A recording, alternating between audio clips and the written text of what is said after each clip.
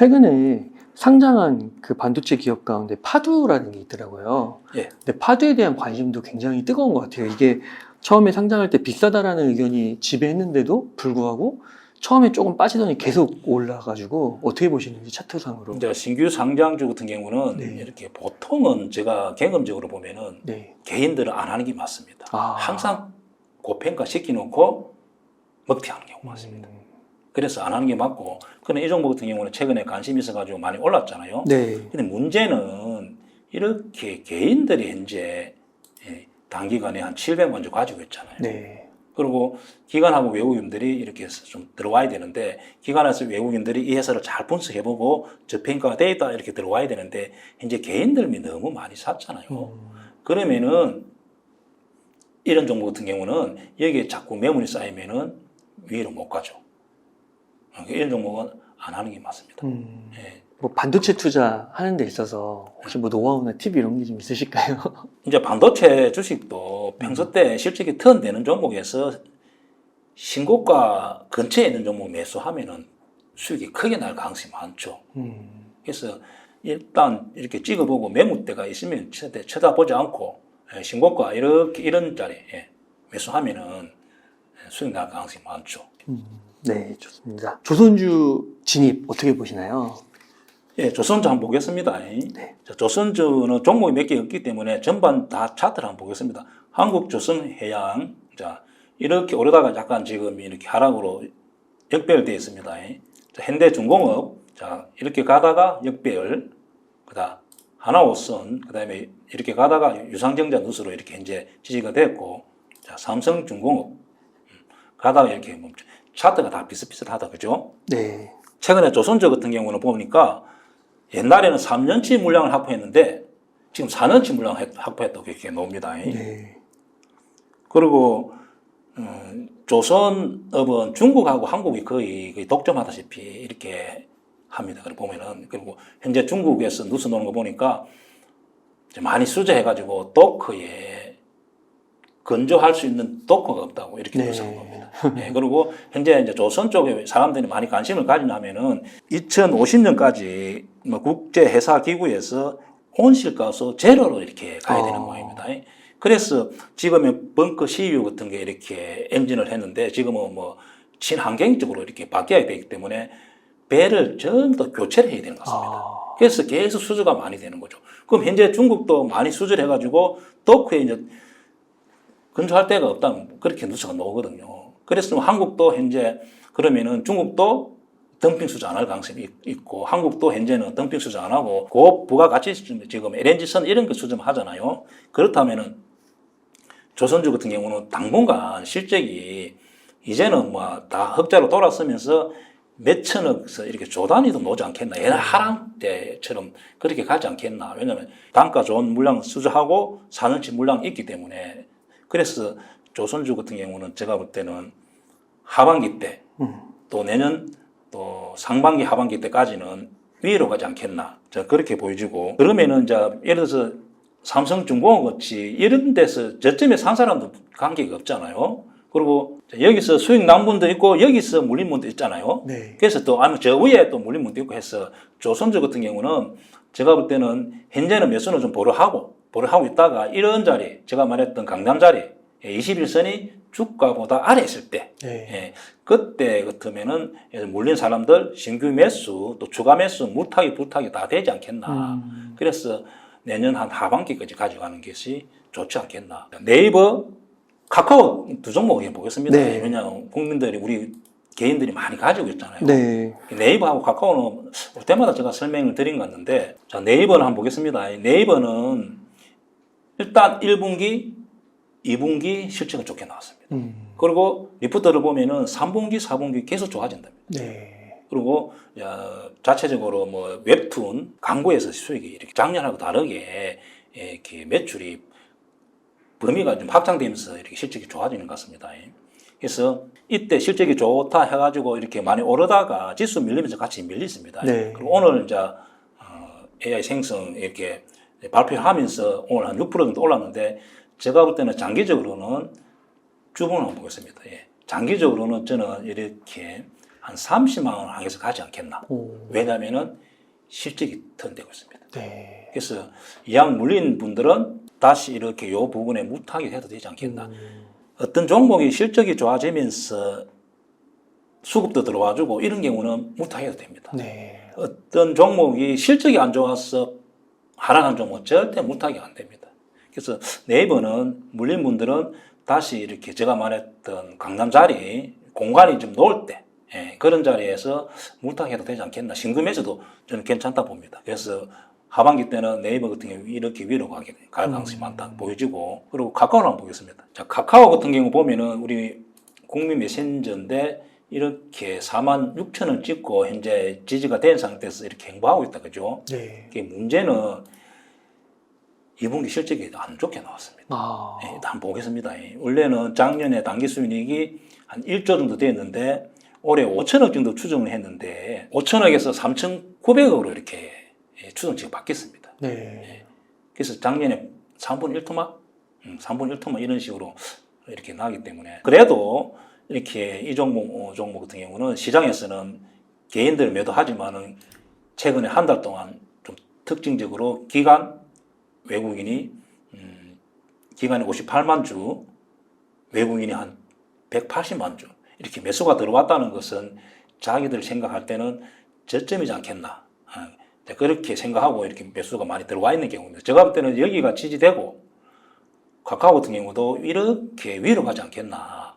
저는 그렇게 생각하기 때문에 혹시 이렇게 고점에 물린 분들은 제가 말했던 강남 자리가 논다면은 매수해서 무타기를 해서 단가를 좀 낮춰서 좀 기다려보는 것도 괜찮지 않겠나. 저는 그렇게 생각합니다. 비만 치료제, 그래 암 치료제 이런 것들이 이제 큰 호재로 작용을 하면서 바이오 산업에 대한 이제 낙관적인 뷰들이 나오고 있는데 산업 전망, 주가 전망 좀 어떻게 보시나요? 제가 주식 한 20년 하면서 5배, 10배 이렇게 상승한 종목이 거의 바이오에서 나왔습니다. 네. 상승하고 원이지. 신라젠도 많고 네. 박셀 바이오 같은 경우 다 마찬가지입니다. 네. 그래서 바이오주 분석이 굉장히 어렵습니다. 좋은 내용 있고 진짜 임상 이렇게 성공해서 가능성이 있다면은 또 아는 사람들 또 이렇게 몇 사람들이 많이 매집하고 누수가 노는 순간에 고점을 찍고 하락한 경우 저 경험을 많이 해봤습니다. 네. 그래서 바이오 주식은 특히 조심해야 되고 많이 오른 종목 안 하는 게 맞습니다. 그러나 제가 볼 때는 바이오 주식도 또 잘하면은 거기서 5배, 10배 단기간에 수익 나올 수 있기 때문에 제가 이제 종목을 어떻게 찾아서 매매하는 것을 제가 좀 설명을 드리겠습니다. 네. 보통 바이오 주식 같은 경우는 시세가 크게 경험적으로 시세가 좋은 내용이 있고 하면은 대부분 먼저 선침해서 이렇게 시세 분출하고 개인들이 이렇게 설거지하는 경우가 있습니다. 그래 하지 말고 보통 제가 보니까 시세가 많이 나는 종목 같은 경우는 공통점이 몇 가지 있습니다. 첫째는 적자, 몇 년 동안 적자가 이렇게 보면은 누적되어 있고 그 다음에 또 특징 하나는 매출은 계속 늘어나고 있습니다. 공통점이. 그리고 이제 한번 성장하면은 폭발적으로 성장하면은 이렇게 거기서 5배, 10배 가는 종목이 많이 나오는 것 같습니다. 그러면은 어떤 종목이 5배, 10배 가기 위해서는 반드시 신고가 임박에서 종목이 위치해야 할 가능성이 많죠. 그럼 보통 보면은 약간 시세를 한번 주고 그 다음에 약간 신고가를 찍고 행보하는 기간에 보통 한두 달 이렇게 그치는 것 같습니다. 네. 그때 이 종목을 발견해서 매수하면은 거기서 5배, 10배 이렇게 가는 종목이 이제 발견할 수가 있습니다. 네. 그러면은 항상 제약 바이오 중에서 적자일 종목이 바닥에서 신고가 임박 나왔을 때 이 종목을 공부를 해보는 거죠. 그러면은 개인들이 사실은 굉장히 공부하기 어렵습니다.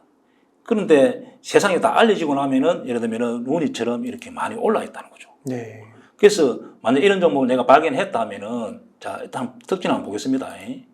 자 특징을 보면은 하나같이 자 이렇게 적자는 누적되어 있지만 매출은 이렇게 늘어나고 있습니다. 네. 이런 종목이 역사적인 신고가 이런 자리가 나오면은 자기 스스로 공부를 해봐야 됩니다. 네. 그러면 네이버에 검색하고 종목 토론에 들어가 보고 또 막 이렇게 검색해서 이 회사가 뭐 하는 회사인지를 알아야 됩니다. 보통 주가가 5배, 10배 이렇게 갈 때는 하나같이 스토리가 있습니다.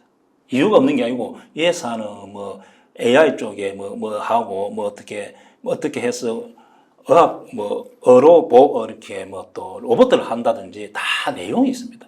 첫째 내용이 있어야 되고 내용 있는 종목에서 이렇게 매출은 늘어나고 적자는 누적돼 있다 하더라도 신고가 임박해서 스스로 공부해서 이런 자리 정도, 이런 자리 신고가 임박, 신고가 근처에서 매수하면은 이렇게 큰 수익이 날 수가 있습니다. 그래서 바이오 주식은 좀 종목을 찾았어.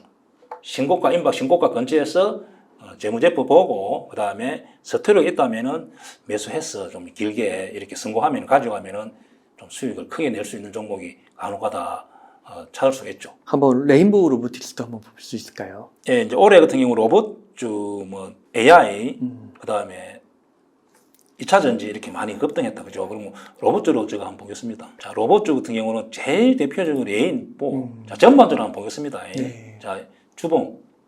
자, 주봉에서 이렇게 보면은 대부분이 올 초에 시세를 많이 줬다, 그죠? 네. 디보리스 대부분이 이렇게.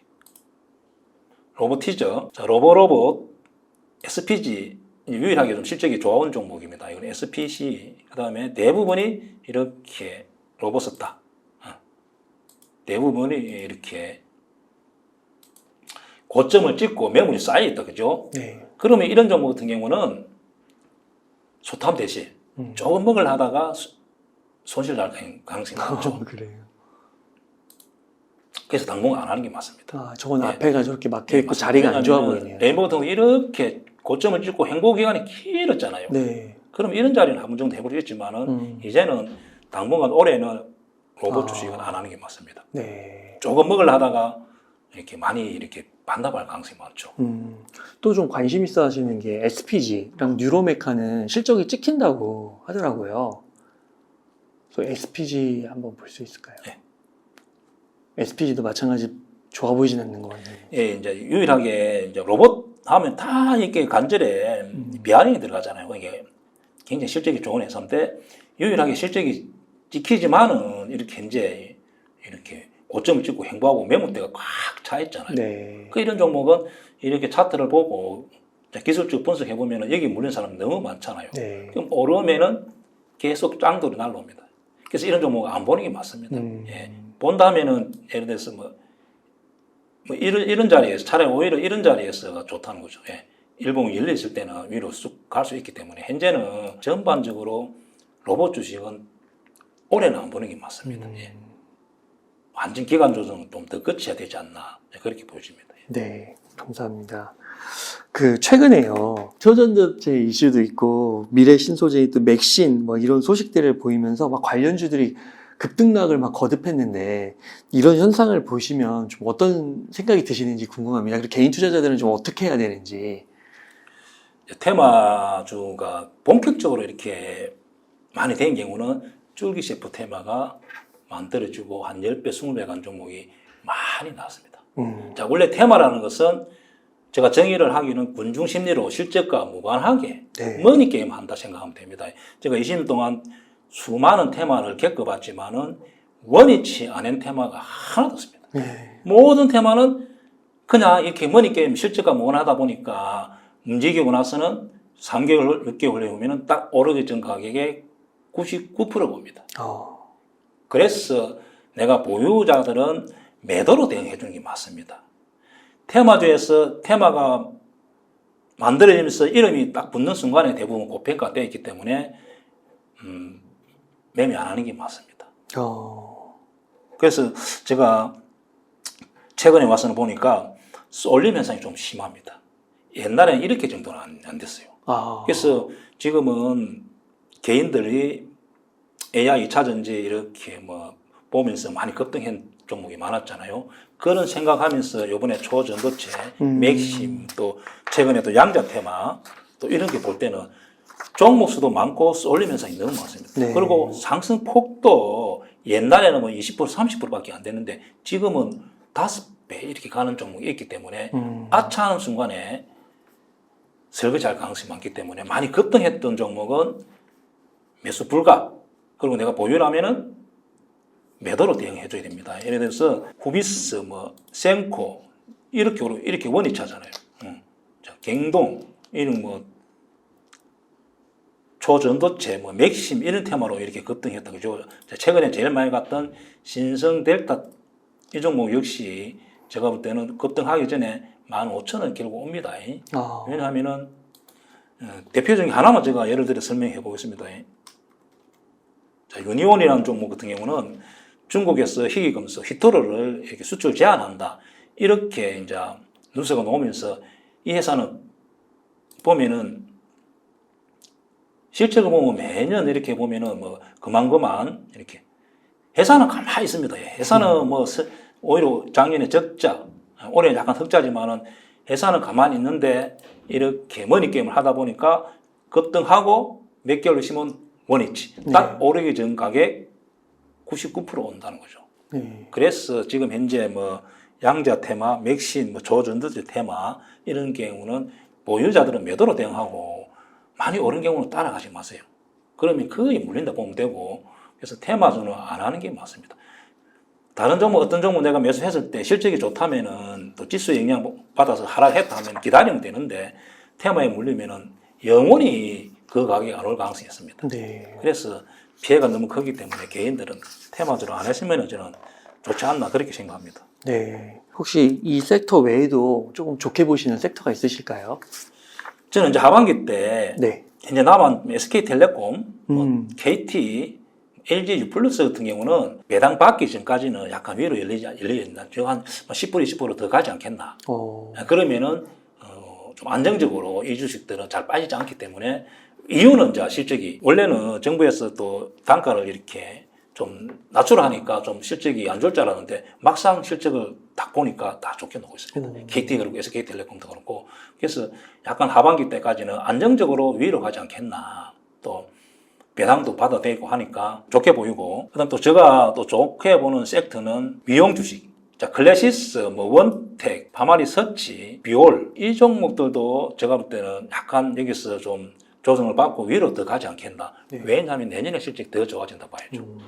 그리고 또 좋게 보는 것은 전력주, 발전기 뭐 이렇게 하는 뭐 재롱전기, LS 일렉트릭 같은 경우도 약간 이렇게 거래가 좀 더 조정이 오고 공간이 열린다면 더 가지 않겠나. 그리고 호성중공업 같은 거 보겠습니다. 자, 이런 종목은 따라가지 말고 약간 이렇게 빠지더라도 거래가 많이 죽을 때 매수. 현대일렉트릭 이런 종목도 하반기 때는 위로 가지 않겠나. 이쪽도 저 섹터를 좋게 보고 있습니다.